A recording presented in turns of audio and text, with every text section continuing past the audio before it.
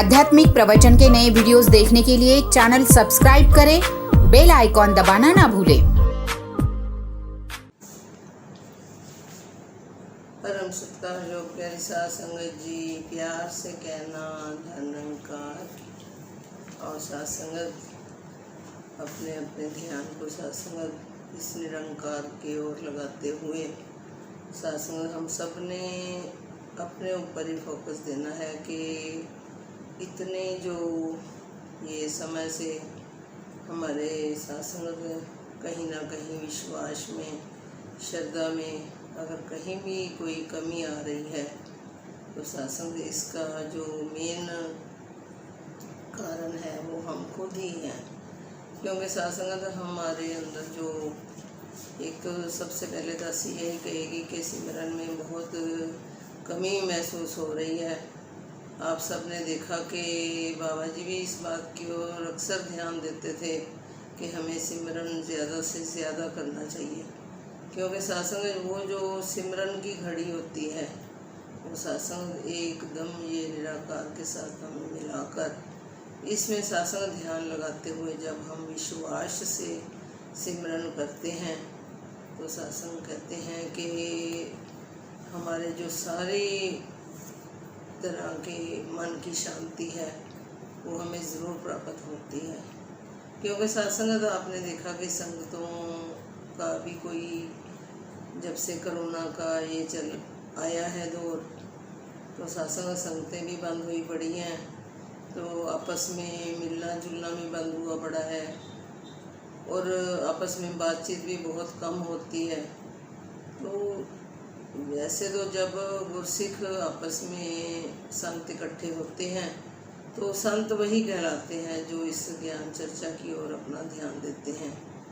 सत्संग तो बात करते करते मन में ये भी ध्यान आ जाता है एकदम से कि अवनीत जी जहाँ भी बैठते थे तो उनको और कोई बात की ओर ध्यान ही नहीं जाता। सत्संग वैसे तो वो बहुत तरह के जोक सुना के सबसे पहले हंसाते खिलाते थे कि सबका मन खुश करते थे, और फिर सत्संग जैसे ही ज्ञान चर्चा शुरू होती थी तो अपने गुरु के ऊपर विश्वास, अपने इस निराकार की ओर ध्यान दिलाते हुए सत्संग पता ही नहीं चलता था कि कितने घंटों ही बैठकर, कई बार तो दासी ने सत्संग जब अवनीत जी रात को खाना खाते थे तो डाइनिंग टेबल के ऊपर से उठने ही नहीं देते थे। कहते बैठो, अभी हम अब सारे काम ख़त्म हो गए हैं, अब बैठो हम ज्ञान चर्चा शुरू करते हैं।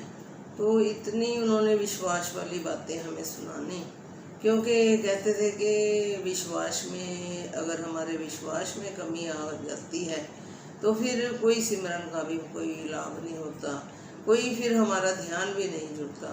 तो सत्संग जहाँ श्रद्धा की बात है कि हमारे मन में श्रद्धा कितनी है, तो सत्संग कल दासी सुन रही थी कि एक किसान होता है, वो जब खेत में बीज बीजता है तो जब वो बीज बीजता है तो वो एक मुट्ठी भर के अपने ऐसे दूर दूर तक बीजों को फेंक देता है, और कभी उसने एक एक बीज को नहीं बोआ कि मैंने एक एक बीज लगाना है।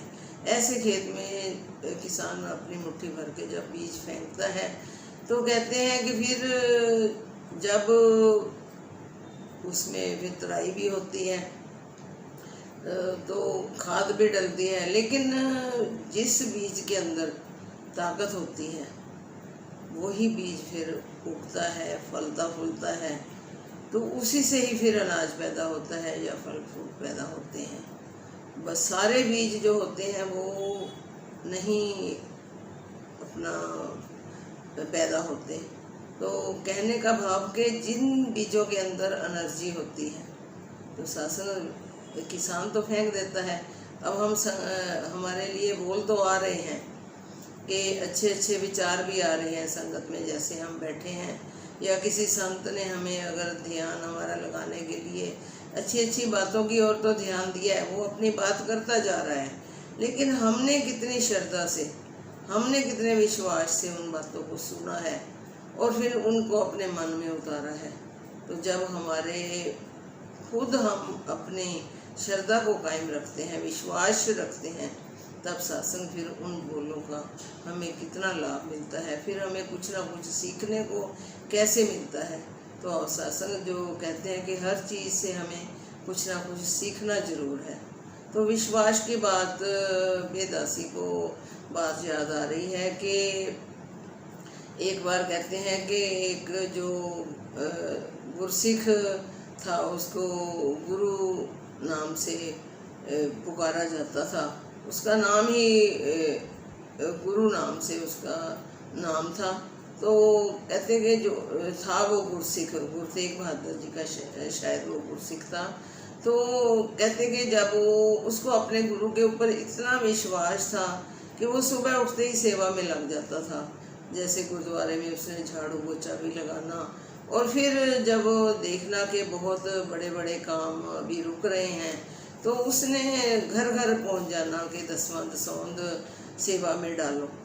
तो जब दसवां दसौंद इकट्ठा करने के लिए वो निकले तो एक परिवार में जब वो गए सब जगह से, तो उनको कई जगह से जो दसवां दसौंद प्राप्त हो गया, लेकिन एक घर में गए तो वहाँ एक माता जो है वो अपने घर में झाड़ू लगा रही थी, लेकिन किसी कारण से घर की प्रॉब्लम से बड़ी परेशान हुई पड़ी थी। तो जब उनके घर दरवाज़ा खटखटाया और कहने लगे, माता मैं गुरु के दरबार से आया हूँ तो दसवां दसौंद इकट्ठा कर रहा हूँ। तो कहते कि तेरे को और कोई काम नहीं है, तू दसवां दसौंद इकट्ठा करता रहता है, तो हमें घर की बहुत प्रॉब्लम्स हैं। तो वो चला गया। तो दूसरे दिन फिर जब वो ऐसे ही दसवां दसौंद सुबह इकट्ठा करते करते उस माता के घर आया, तो उस माता जब वो झाड़ू लगा रही थी तो दसवां दसौंद जब उन्होंने मांगा तो माता को बहुत गुस्सा आया। वो कहते अपनी झोली फैला, मैं तेरे को दसवां दसौंद देती हूँ। तो उस माता ने क्या किया, जितना भी कूड़ा करकट घर से इकट्ठा किया था फटाफट इकट्ठा करके उसकी झोली में डाल दिया, उस गुरसिख की झोली में डाल दिया। तो वो गुरसिख वो जो कूड़े को लेकर इतना खुश हो के अपने वापस घर चला गया और कहने लगा, आज तो मेरे को लगता है माता ने कुछ मेरे को छुपा के दिया है। तो रास्ते में किसी से मिलता नहीं है और घर चला जाता है, तो जैसे कोई कीमती चीज़ उठाकर मैं घर जा रहा हूँ।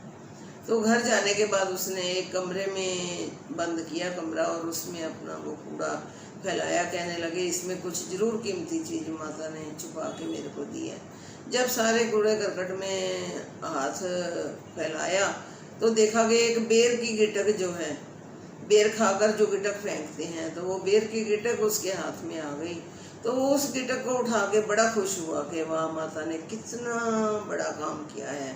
माता चाहती है कि ये बेर की गिटक को बीज कर इसका पेड़ तैयार हो और उससे फिर प्रसाद भी बांटा जाए बेर का, और जो उसकी छाया है वो भी मेरे जो वहाँ भगत हैं उनके काम आएगी और गुरु के काम आएगी। तो बड़े खुश होकर उस बीज को बेर की गिटक को धोकर एक डब्बी में डालकर जहाँ माया रखी जाती थी वहाँ एक साइड में वो डब्बी भी रख दी। और जब अगले दिन वहाँ पर उस बस्ती में जब सब ने बेनती करी कि गुरु के चरण डलने चाहिए, तो जब गुरु के चरण डले तो सारों ने बड़े अच्छे ढंग से उनका आदर सत्कार किया गुरु तेग बहादुर जी का। और फिर जब इतने जयकारे भी लगाए, लेकिन जब गुरु जी ने वो भगत जो थे वो अपने गुरु को बड़े खुश होकर कह रहे हैं कि ये आज मैंने दसवां दसौंद जो इकट्ठा किया है वो आपको मैंने देना है। तो गुरु जी को जब उन्होंने सारा दसवां दसौंद इकट्ठा करके दिया तो आगे से गुरु जी कहने लगे, गुरु तेग बहादुर जी कहने लगे कि अभी एक जो भेंट है वो रह गई है, शायद आप भूल गए हो कि वो लेकर नहीं आए। तो पहले तो जो उनको गुरसिख को बड़ी शर्म आई कि शायद संगत सोचेगी कि मैंने कुछ रख लिया बीच में से।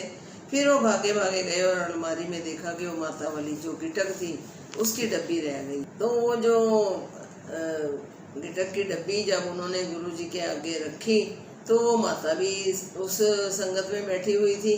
तो माता को बहुत शर्म आई कि अब मेरी इंसल्ट ज़रूर ये करेगा कि मैंने इतना गलत काम किया है, उसमें गिटक दी है मैंने इनको।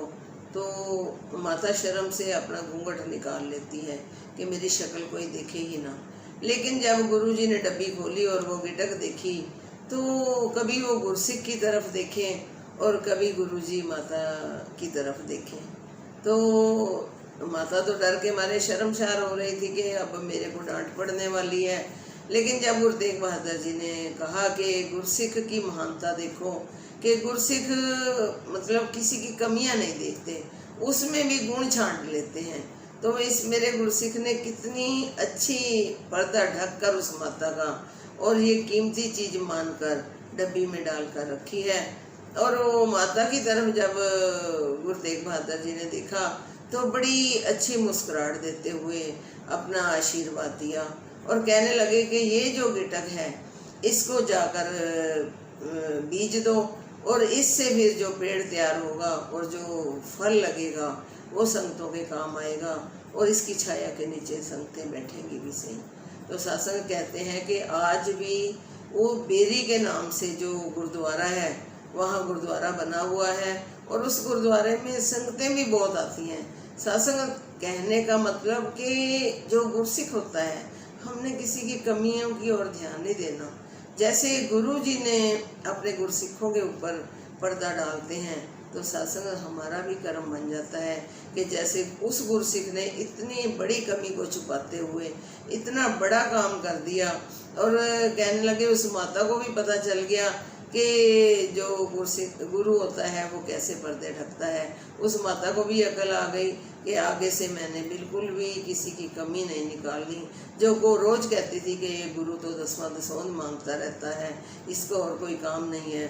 सत्संग सेवा जो हम करते हैं उसको विश्वास के साथ हमने सेवा करनी है। जो दसवां दसौंध शुरू से ही ये चलता आ रहा है। सत्संग शहनशाह जी ने भी इस बात की और दासी जब छोटी थी तो शादी से पहले की बात करती है। दासी को अच्छे से याद है कि जब दासी जॉब में लगी तो जैसे ही सैलरी मिलनी तो मम्मी ने कहना कि अपनी सैलरी का पहले दसवां दसौंध की रसीद कटा कर आओ। तो सत्संग बड़ी खुशी खुशी जो मम्मी कहते हैं कि मेरे को सिर्फ तेरे पापा 60 रुपये देते थे महीने के, लेकिन उसमें से भी मैं दसवां दसौंध निकाल कर अपनी सेवा करती जाती थी। सत्संग तो कहने का भाव कि हमारे ये नहीं देखना कि अब हमारा खर्चा कौन चलाएगा। सत्संग जब हम इसको समर्पित होते हैं तो फिर ये कैसे अपने भक्तों की लाज रखकर सत्संग कैसे हमारे कार्य को कैसे होते जाते हैं ये हमें पता ही नहीं चलता। तो सत्संग अपने विश्वास को कायम रखते हुए, अपनी श्रद्धा को कायम रखते हुए हमने एक सिमरन की ओर खास तौर ध्यान देना है, बढ़ चढ़कर सिमरन करना है और सेवा की ओर भी ध्यान देते जाना है। ये नहीं कि हमारी संगतें बंद हुई पड़ी हैं, हम अब सेवा भी नहीं करेंगे और हमने सिमरन भी नहीं करना। सत्संग निरंकार हमारे अंग संग है, हमने इसमें इसके साथ ही सहाय रहना है। इसके बीच में ही कहते मछली ना अपने समुंदर में तैरियां लगाती रहती है तभी वो अपने जीवन का आनंद लेती है। जब वो समुंदर से उसको बाहर फेंका जाता है तो मछली कैसे फिर तड़प तड़प कर मर जाती है। और सत्संग हमें इतना बड़ा निराकार दिया है, इसके अंदर हमने तैरियां लगानी है और अपने विश्वास को, अपनी श्रद्धा को हमेशा कायम रखते हुए, एक दूसरे का सत्कार करते हुए, सबके साथ प्यार करते हुए अपने जीवन का निर्वाह करना है। और सत्संग दासी को भी आशीर्वाद दो कि भूलां दे नक्शियां विच अमलां दा रंग भरदे, जीवन गुजारा तेरे भगतां तो डरदे डरदे। सत्संग जी प्यार से कहना। आध्यात्मिक प्रवचन के नए वीडियोस देखने के लिए चैनल सब्सक्राइब करें, बेल आइकॉन दबाना ना भूलें।